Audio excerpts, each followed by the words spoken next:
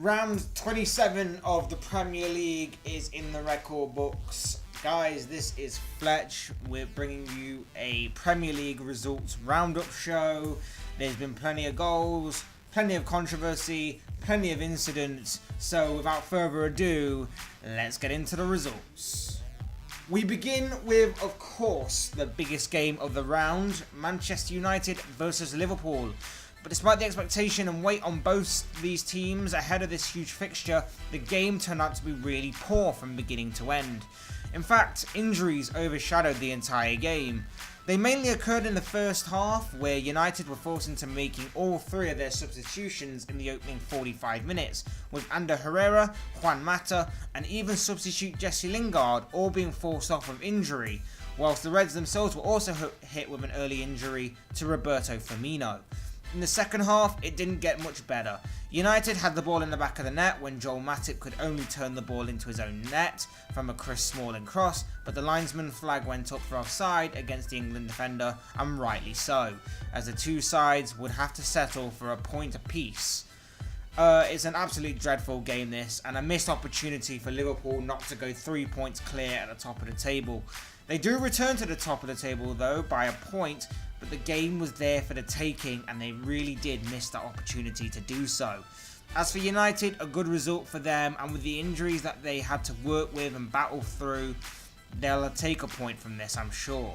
It does mean though that they fall out the top four because of Arsenal beating Southampton at the same time this game was taking place, but a point against bitter rivals despite the injuries and a disciplined and solid defensive display are both positives Ole Gunnar Solskjaer can take away from this game.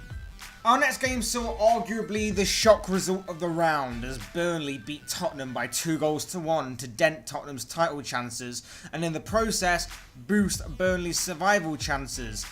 Turns out that even with the return of Harry Kane, Spurs couldn't close the gap on Liverpool before they played on Sunday, or Manchester City, who had played a game more than them prior to this weekend because of their involvement in the Carabao Cup final. The game didn't spark into life till the second half when Burnley drew first blood through Chris Wood, who headed home from a Clarets corner. Not long after that though, Spurs did eventually equalise through Harry Kane, who fired beyond Tom Heaton after a quick throw-in by Danny Rose played through the England striker on goal. But Burnley did manage to find a late winner, a late goal to take all 3 points when Ashley Barnes found the back of the net. It's a big 3 points this for Burnley, and not only that, but it means that they're unbeaten in their last 8 league games. It means Burnley move up to 14th and they're now 6 points clear of the drop zone. As for Tottenham, it's a tough loss this one.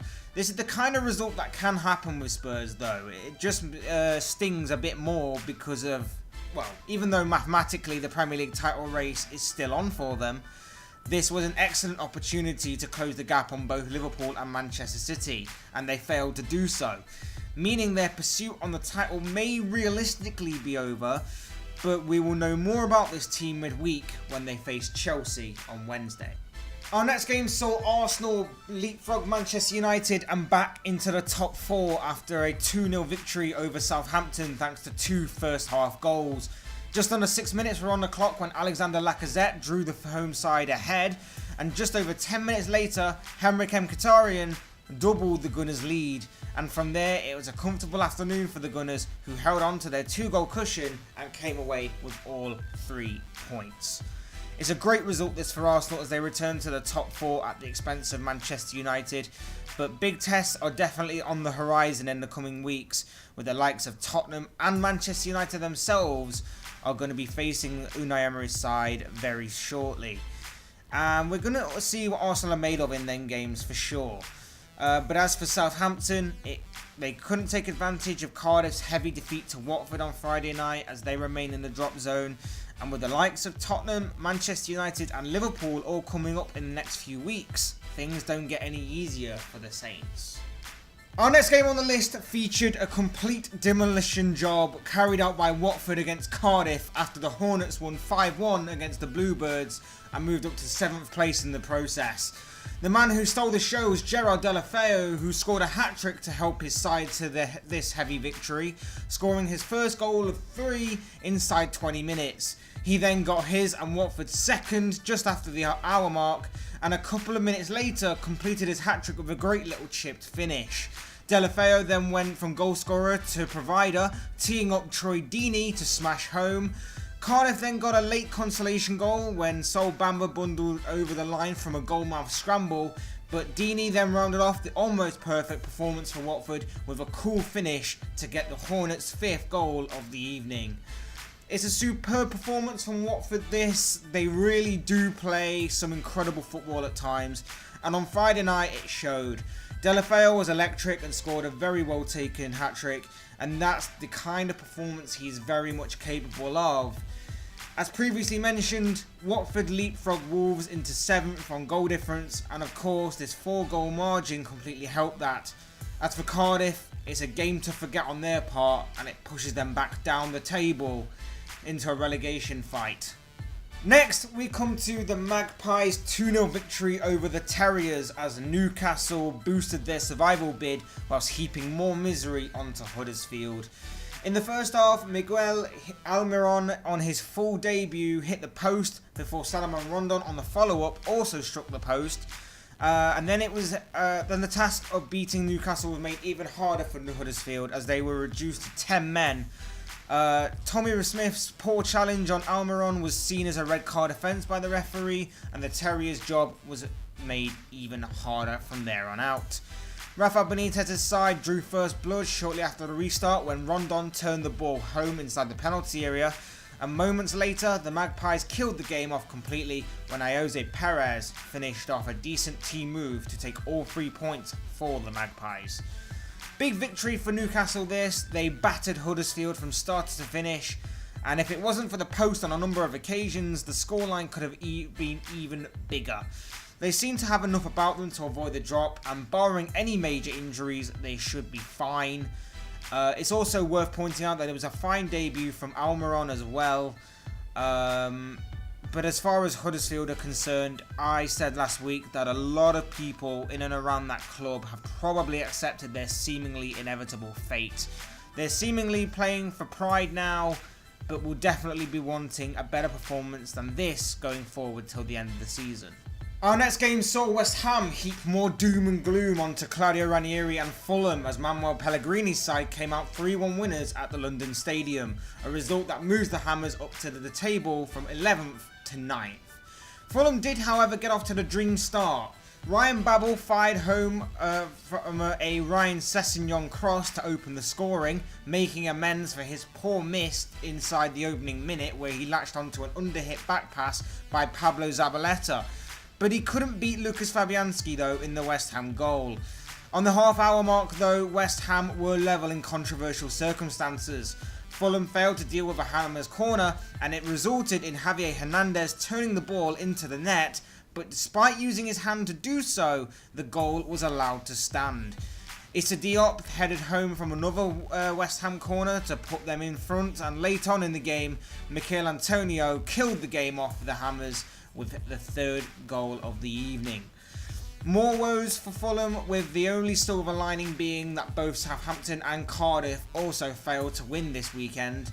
As for West Ham, they leapfrogged both Everton and Bournemouth into 9th.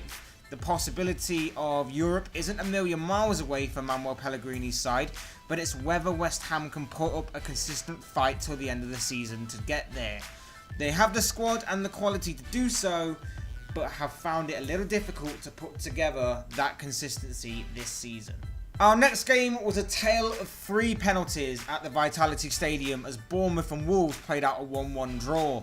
With just under a quarter of an hour gone, Bournemouth were ordered a penalty when Josh King was tripped in the area by João Moutinho. King stepped up himself and coolly converted from 12 yards.